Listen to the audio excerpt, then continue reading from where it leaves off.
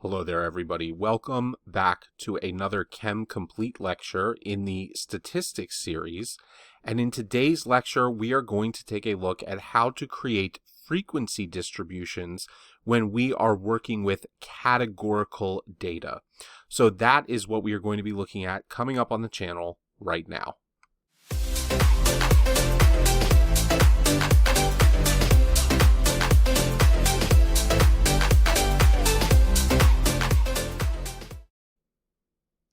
Thank you so much for joining me for your learning needs in statistics today. And remember to head on over to chemcomplete.com where we have lots of free resources and very affordable guides if you are stuck in any of your different STEM lectures. It is a great way to support the channel and it can give you valuable resources as you proceed forward in your STEM studies. So let's go ahead and take a look at creating categorical frequency distributions. So before I get started with this particular lecture, which probably will be a shorter one, I want to remind everybody that there is already a lecture on the channel regarding how we set up regular frequency distributions when we are dealing with quantitative data and data that can be interval or ratio in its nature. So if you have not seen that yet, I strongly encourage you to check out the link that is posted down in the description box that will go to that lecture. And if you are following on the statistics playlist, you should have come across it or you can find it very easily. All right, so categorical frequency distributions. When are we going to use these? So these will be frequency distributions that will be used for nominal and ordinal data. Now, as a reminder, nominal data is just going to be data that we cannot give any type of rank or number to, and ordinal data is going to be data that we can give an order to, like first, second, third place, but we cannot necessarily give a defining quantitative unit, meaning it's not really measurable. If I say somebody came in first place versus second versus third, there's a ranking or an order to it, but I can't quantify it with some sort of measurable device. So that's what we're really looking at here. And in the case of categorical frequency distribution, the class limits are going to become categories. So the last time that we looked at this, the class limits were something that you would set up based on the different numbers that you had. And we went through a list of some guidelines on how to create class limits. We talked about class boundaries. These, by comparison, these being the categorical frequency distributions, are a lot simpler in nature relative to the other frequency distributions, where you have to set up classes with class widths and make sure that you've got enough and everything else. So let's take a look at an example here. We have blood type of 25 random blood donors.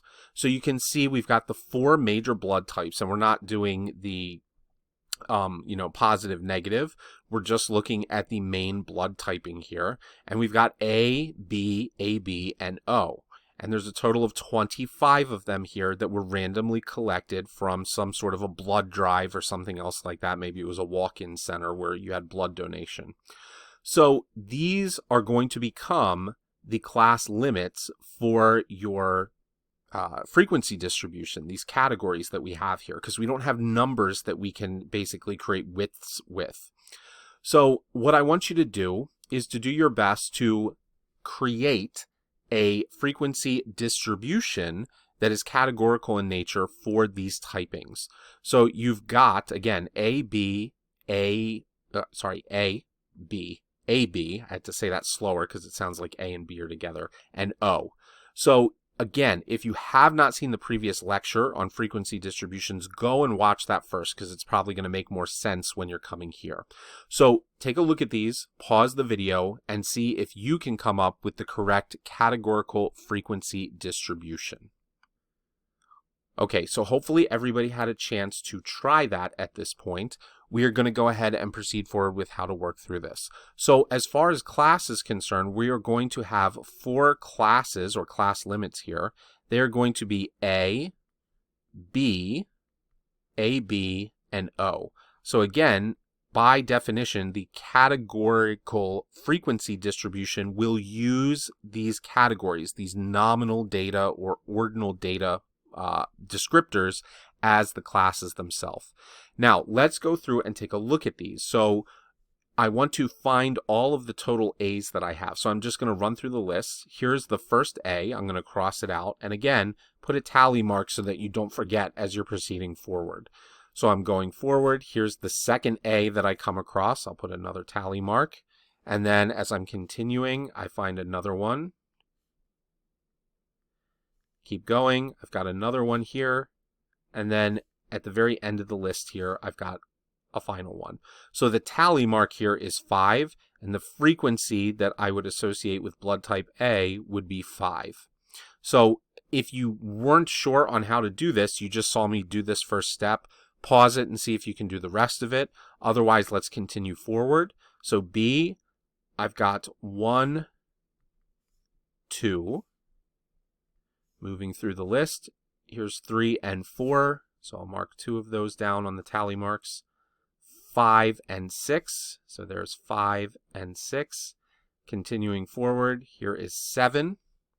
And it looks like that's it on the list. So 7 would be the value that I get for the frequency on blood type B. I'll now go to AB. And AB is going to be 1, 2, 3, 4. So I've got a total of 4 for the AB. And then finally, I have O. So this should be the remaining number. I've got 1. Let's make sure we don't have anything else up there. Yep. Okay. 2, 3. So 1, 2, 3. 4, 5, 6. 4, 5, 6. 7, 8, 9. So I've got a total of 9 in my frequency distribution for the O blood type. So if I take a look at this at total, I can see the various distribution in my frequency distribution for the different blood types. A is 5, B is 7, AB is 4, and O is 9.